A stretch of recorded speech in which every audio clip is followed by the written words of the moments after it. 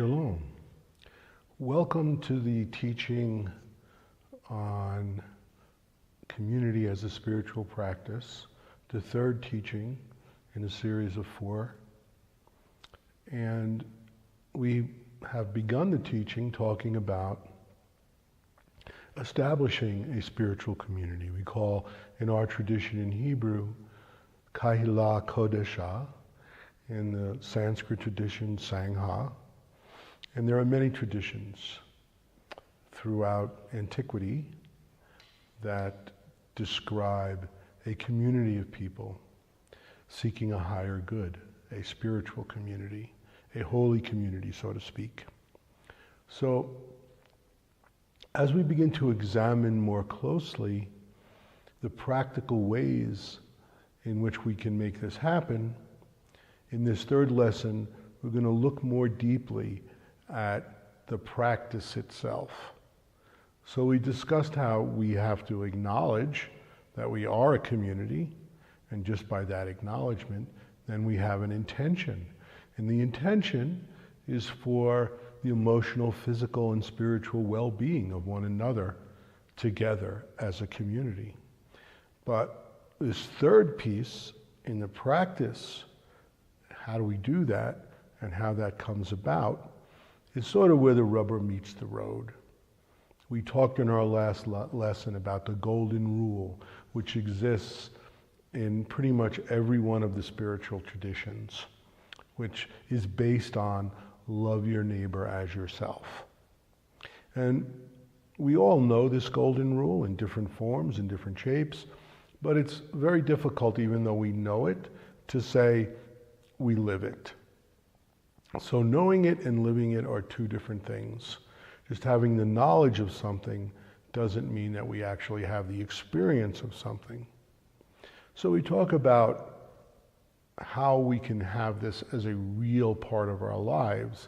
And it's necessary to have it as a real part of our lives in order to enjoy the beauty and the blessings of a spiritual community in practice. So we talked about each time this saying from the Mahabharata and the Bhagavad Gita, Yogistha Guru Karmani, which is established in unity, perform action. So what does this mean? It means simply that we dive deep within in our meditation and we experience that which is beyond all of the conscious thinking level narratives, thoughts, structures, fears, angers. All of that disappears. And we dive into this pure silence, being, this bliss that is a unified field of consciousness. Once we're established there, then we come out and perform action, bathed in that love, in that bliss, in that pure consciousness. And that's the key to success in our actions personally, in our actions as a community together. But we know for sure from our lives that each of us has a different experience with that pure consciousness. Some of us have a little bit of consciousness, some of us have more. We don't judge each other and we don't try to judge each other. But the fact of the matter is, even in a meditative community, and people who are meditating and not meditating are involved in that community, there are going to be differences, there are going to be differences in consciousness, differences in expression of that bliss and that love. So getting down into the weeds of practice, if we acknowledge ourselves as a community, and we acknowledge that we have an intention for the well-being of each other, then it becomes necessary to establish agreements with one another. Doesn't mean, and I've said this before, that we agree on who God is, whether there is a God, whether there isn't a God. We agree on what we should eat or what we shouldn't eat, or who we should vote for or who we shouldn't vote for. Those things can be vastly different. Within our Kahila Kodesha, within our Sangha, there will be people who are atheists, and there will be people who are spiritually orthodox, and there will be people who are conservative, and there will be people who are liberal and progressive. All of these things make up a healthy community. It's not a healthy community to be all of one thought and all of one opinion. So this healthy community involves differing opinions. And in the context of those differing opinions, we get healthy and we grow and we change and we move forward. This is critically important. But we still do have a baseline of agreement on certain things and how we live and how we function together. There has never been a successful community in the history of mankind that has not had a baseline of agreement on certain things, because that's how we function together within our differences. So all of the holy traditions have their own ideas and have their own proclamations of what some of these baseline agreements should be. And let me make it clear that I'm not suggesting that some king or some great prophet or priest should dictate what these agreements are. What I'm saying is they are agreements amongst the members who have acknowledged to be the people of this spiritual community. So there are agreements, it's a general agreement. And as we look back on the holy traditions and we look into the Torah, or we look into the Bhagavad Gita or the Mahabharata and all these different things, we also have to take into account that these things were written many, many years ago. So we have to look at context. So many of the things that are written do not apply to us. Just because they're written in there, it's wrong to take some rigid view that those things apply just because we consider these wise and holy books. So you have to look at them and seek truth and wrestle with these things and say, okay, this makes sense for then, but it doesn't make sense for now. And I'm not here to tell you what is and what isn't and what works for you and what doesn't work for you or what should work in your spiritual community. But you do have to look at those things in context, because many of them were written for the politics and the social networks of those times and are very different for these times. But that doesn't mean we should throw the baby out with the bathwater. We need to look at these things and see what wisdom they can give us. And there's a lot of wisdom they can give us for who we are, who our families can become, and who our neighbors and communities can become. So what I would like to do is look at that in our tradition, in the tradition of the Torah, and take one of the chapters from the Torah in the book of Leviticus, Leviticus 19, because there are some very good passages in there that teach us some wisdom about these basic agreements that we can have with one another in order for our community to be successful. But I'd also like to say there are some very successful Sangha, Kahila, Kodesha communities in modern day times, and it would be good to look at their principles and practices and what makes them successful over time. Because what I've learned through decades as a meditation teacher is that the important thing are those things that work. We can have fantasies about what we would like to see in a utopian situation, but what really makes for a good community is those agreements that actually work when the rubber meets the road. And I could say that there's a wonderful community in France called Plum Village. Thich Nhat Hanh's community, he's a Vietnamese Buddhist monk. There's also a great community in the United States. Maharishi Mahesh Yogi, one of my teachers, has in Fairfield, Iowa. There are kibbutzes in Israel that work real well. So there are lots of places we can look to for guidance as to how we create these agreements with one another. But we have this sort of understanding that our intention is for the well-being of one another. Not that we must see eye to eye on everything. That's not going to happen. And part of the blessings of being in a spiritual community is learning how to love and respect one another, even though we may oppose one another's views on various things. And that's the beauty of it. So let me take a look now at Leviticus in the Torah in chapter 19. I went through it myself, and I went verse by verse, and I just took the verses that I think we would probably all agree make sense to us in this day and age. And in my opinion, I left out those that don't make sense to us in this day and age, things about animal sacrifice and what to eat in the animal sacrifice and not to eat and so forth and so on. So I left those things that don't apply to us in our current time out. And I just wrote down a few of these verses that I think might help us as we look at ways to have an uplifting and successful spiritual community with one another.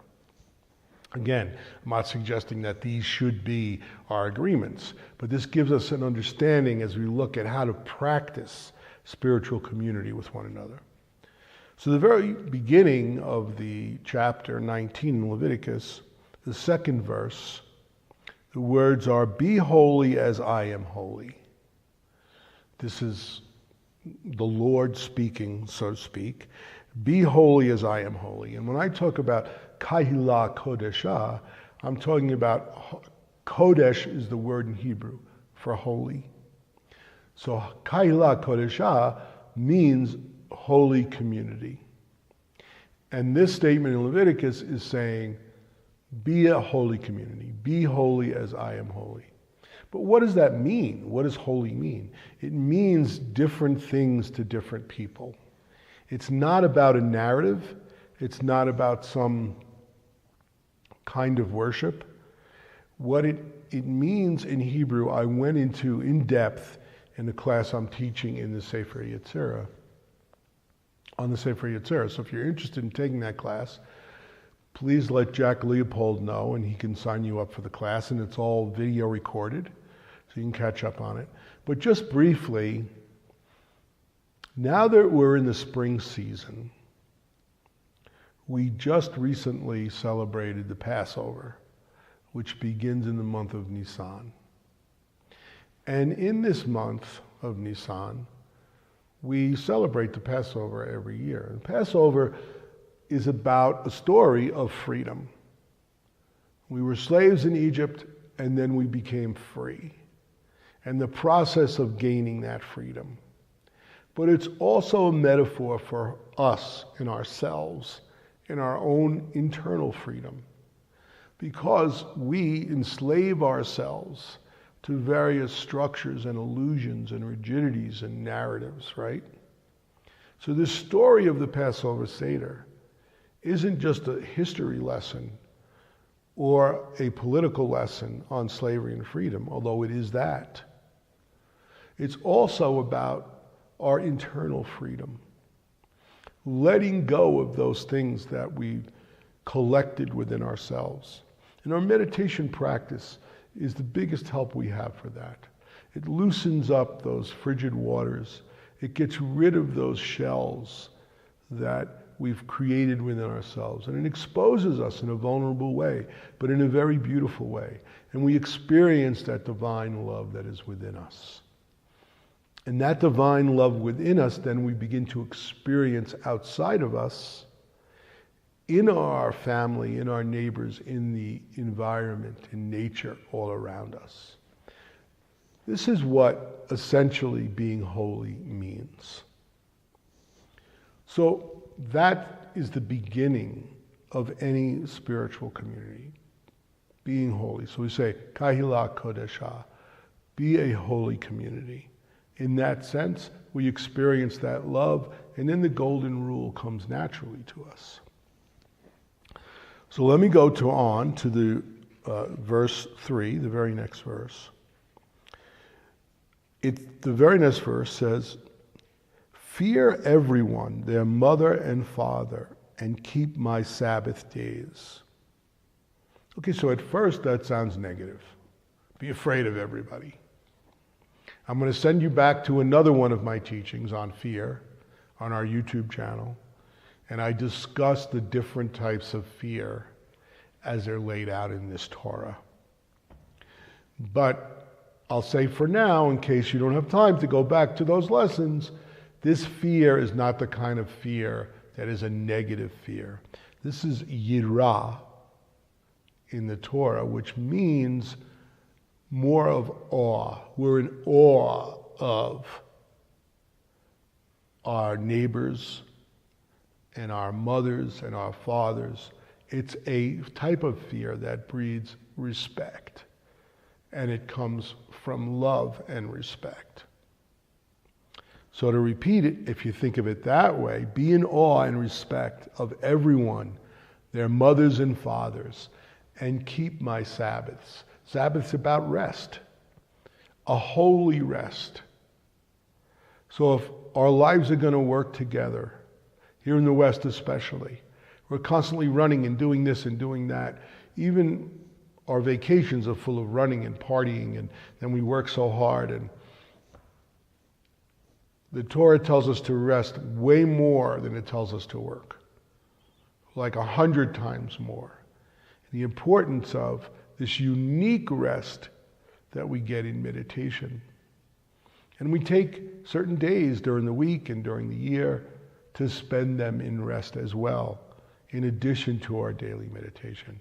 And it's critical that we're healthy and well rested to experience this holiness with one another. I'm going to jump to to verses 9 and 10. Don't reap the corners of your crops and the gleamings of them. Don't reap the corners of your vineyards or the fallen fruit. Leave them for the poor. So, this tells us that we need to practice tzedakah in Hebrew. It's charity. It's what makes us holy, that we give of what we have. So in this community that was established, so we came out of this slavery that I just talked about. This is now leaving Egypt, going through the Red Sea, and now we're in the desert. So now Hashem is telling us, this is how you will exist as a community in the desert. And this is how you exist as a community when you reach the land in which you will live. And how you will behave in a charitable way towards one another. When you make a crop, all the corners of your crop, don't take the whole crop for yourself. Leave all of the corners for the poor. Don't take all the gleanings. Don't take all of the fallen fruit. Leave it for the poor. So that people will have abundance. That everyone around you will have abundance. This is something that comes naturally when we dive deep within and we experience that unity consciousness within ourselves, because we see ourselves all around and we're happy to be giving. And by the way, this was in addition to what's commonly called today a tithe of 10% that was given by this community to sustain the holy places where people meditated and worshiped and sustain the priests and the teachers. This was in addition to that. So this was about giving. And there's always this twofold breath of giving and receiving and giving and receiving. So if we're going to be a healthy community, if you're going to establish a healthy community, it's not, selfishness does not allow a community to grow and flourish. Kindness, compassion, and tzedakah, charity, allows your community to flourish. If we go on to verse 11, don't steal or deal falsely or lie to one another. Well, that's pretty obvious. We don't want to steal from one another. That's a good start. And we don't want to lie to one another. Let's be honest. And let's not deal falsely with one another. I think that speaks for itself. Do not oppress thy neighbor. Do not rob him. Don't keep the wages of a servant overnight. So this is also something. We look more deeply into it. It's very possible in our time to do this. Okay? So what it really is referring to is being fair with one another. So if you're someone that happens to be very successful and you hire your neighbors to do things around the house, for example, here at UMI, we got donations that allowed us to build a building where we can come together to meditate. I'm in it now. I'm teaching from it. We hired local people to do the work here. All of the people we hired locally, we paid a fair wage to, and we didn't hold their money back from them in any way. So we don't oppress each other, we uplift each other. And we do that practically with one another.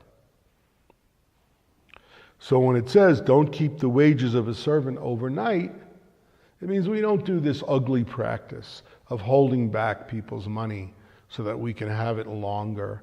When somebody works for you, you pay them. You pay them quickly and promptly and fairly. And this is the way we live with one another. Moving on to verse 14. Do not cause the deaf, or do not curse the deaf, or put a stumbling block to the blind. I am the Lord. So when it says I am the Lord, it means it's what it says in the Torah exactly. It says I am Yud-He Vav-He, which is a very sort of holy vibrational name. So when we say Hashem, we mean the name. These vibrations of ahava and love that form all of creation. So whenever in the Torah is punctuated by I am Yud-He Vav-He, it means this is a very serious matter. Take this very seriously. I was tempted to leave this out because cursing the deaf and putting a stumbling block before the blind was more common in this age where there was this misconception that people of disabilities were in some way less holy or cursed, or it came upon them because of some evil that they and themselves had done. In today's modern age, in context, 98% of us don't think like that. So that's not a problem. But it still relates to us today because disabled people are often treated less than.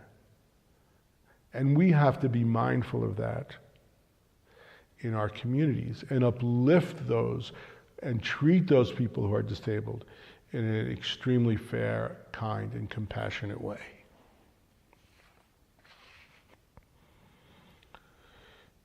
Moving on to verse 15, don't be unrighteous in judgment. Don't favor the rich or the poor or the mighty. So when something comes up and there's a dispute, we don't show favor to someone who's rich or mighty, or on the other hand, we don't show favor to someone who's poor. We just execute judgment in a fair way. And we never execute harsh judgment. Judgment always comes from mercy and love.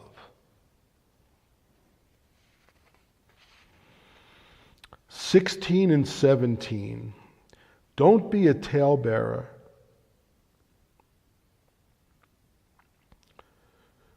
or stand idly by the blood of your neighbor. Don't hate your neighbor in your heart. Do rebuke him, and do not bear sin because of him. And this is another verse that is tagged with I am Yud-Heh Vav-Heh. So don't be a talebearer. This, in our tradition, is called Lashon Hara. When we go around speaking badly of people, or telling tales of people that are inaccurate, or our intention is to hurt them. Because what we're creating in this Kahila Kodeshah, in this Sangha, is a very powerful circle of psychic unity we call shalom, well-being, that I'll speak about this more in the fourth and final teaching, that ripples out into the universe. And when we do things like talk poorly of people and create tale-bearing and Lashon Hara, we're creating a negative effect and breaking that psychic unity, that circle of psychic unity and shalom. And it takes power away from the community, from yourself, and it's an assassination on your neighbor. So this is not easy, but we need to be mindful of it and do less and less of it until we eliminate it. I also said, don't hate your neighbor in your heart. Well, that's obvious and speaks for itself. But it says, do rebuke him and do not bear sin because of him. So what does that mean? That means that we don't just allow people in this psychic unity, when they go out and do harm with intention, we don't just stand idly by. We go and we, out of mercy, because we know that this person is hurting other people, so out of mercy for them, and out of mercy for him because he's ultimately hurting himself or herself, we don't stand idly by, because if we do, we're bearing that sin upon ourselves. So if we know a neighbor who's going out stealing from other neighbors, first we protect our other neighbors out of love and mercy, and we go and we rebuke the neighbor who's stealing for the other neighbor's good and for his own good, right? So this is a simple thing that helps keep communities alive and together. Okay, so now we move along to Leviticus 19:18, which is sort of the central point of the whole chapter, and it's the love thy neighbor as thyself verse from the Torah. So it says, love thy neighbor as thyself. And this is the core of the golden rule, not only in Judaism, but Judeo-Christian thinking and philosophy. But part of that verse also says, don't take vengeance or bear a grudge. It also says, I am Yud-Heh Vav-Heh there too. So this is a very important one. So we love thy neighbor as thyself. And we don't bear a grudge or seek vengeance. This is about forgiveness too. So it's love thy neighbor as thyself, and also when your neighbor hurts you or harms you or breaches one of these agreements that we have with one another, there is a sense of forgiveness. We don't hold a grudge against them or seek vengeance. But that shouldn't be misinterpreted as, okay, you asked for forgiveness, now everything's okay. Because that is not mercy, and that is ultimately not kindness. So as part of these agreements, we understand with one another. There are certain things that people do that are not tolerable to be considered a part of this circle of Kahila Kodeshah. Right? It doesn't mean we bear a grudge against them or seek any vengeance, but they themselves, by these actions, have taken themselves out of Kahila Kodeshah. They've taken themselves out of this psychic union. And those things are not clearly just because we have a disagreement. We're talking about a level of tolerance that goes beyond what's acceptable within the community itself. So I'll give you an example. Let's say one of your neighbors, breaks into your house, steals your money, and hurts your children and your wife in some way. This is not tolerable to the community. By his actions and his intentions, or her actions and her intentions, she has now separated herself from this psychic union. Now, if we were to say, oh, I forgive you, because the person said, oh, I'm sorry, that would not be mercy. That would simply be stupidity. So what we have in justice that comes from mercy is a process by which that bad is made right. And communities make agreements that set that up as a practice. But even beyond that, no one expects you to then say, come on over for dinner. You beat my wife and kids, but I forgive you. Come on over for Shabbat dinner. No, that's not reality. In the days of the Torah, when things like this happened, we didn't want to have a grudge. We didn't want to seek vengeance, but the person, by their actions and the consequences of their actions, have now separated themselves from the circle of psychic unity and shalom. And there was what was called a city of refuge for them. No one wanted to harm them or seek vengeance or hold a grudge, but they could no longer be in that circle or cycle. So this is a very pragmatic and practical thing. In Plum Village in France, there are certain agreements that they have. When those agreements are broken, or in Fairfield, Iowa, in Marishi's case, or in a kibbutzim in Israel, the person's bags are packed and they leave if they've broken these agreements. There's no holding a grudge, because holding a grudge only hurts you. You can send someone off with love. How the tolerances are made are up to the individual communities, what works and what doesn't work, and that's what's really important. But the concept is based on love, mercy, that's real. You can't say that you are loving and merciful towards victims of abuse if you do not rebuke in a real way the perpetrator of those things. But that can be done from the point of view of mercy, without vengeance, and without a grudge. It's a very beautiful teaching, and it's very uplifting to all people. And when you think about it in a practical way, when it happens in your life, it really is about love. And then lastly, I just wanted to say, because some people interpret this verse and other verses in Leviticus 19 to just be about those who are of your faith or in your family, or in this case, Israelites or only Jews. And it certainly is not that way. It relates to all people.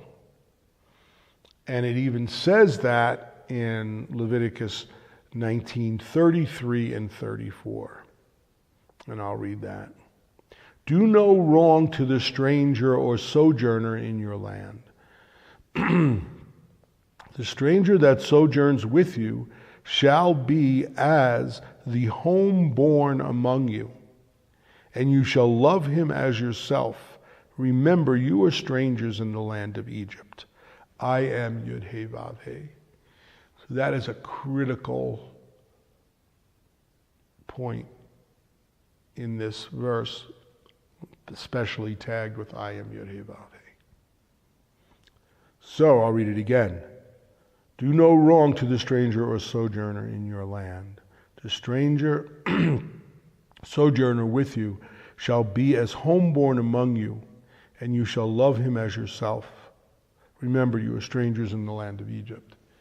So when we create these spiritual communities, this Sangha, the purpose of uplifting one another and being there for one another, and it's a beautiful thing. but it's not ever exclusive. People can come and go from it. It's not like some cult of exclusivity. People can come from different towns, from different cities, from different countries, and we love them as ourselves. We love them as if they were born here. Otherwise, if it becomes exclusive, it's not just because we're being compassionate here, which we are, it's also because if we're exclusive, we're stagnant and we don't grow. It's like stagnant water. It begins to turn sour and starts to smell. Sooner or later, within a few generations, that community would fall apart if it remained exclusive. It's not sustainable. Just like stagnant water is not sustainable. But when water is flowing, coming and going and inclusive, it's sustainable because it's growing.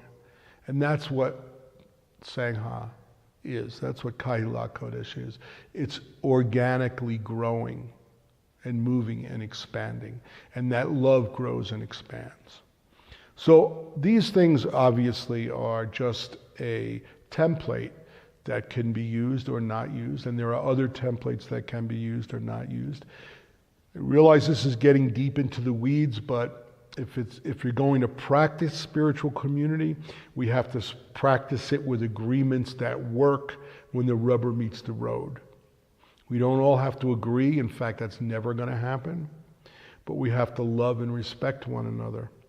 So we have the acknowledgement of our community, we have the intention of lifting up each other, and then we have the practice. And that practice requires agreement.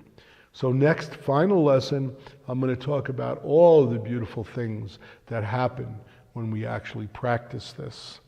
Not only for ourselves, but our communities and all of society. Thank you and shalom.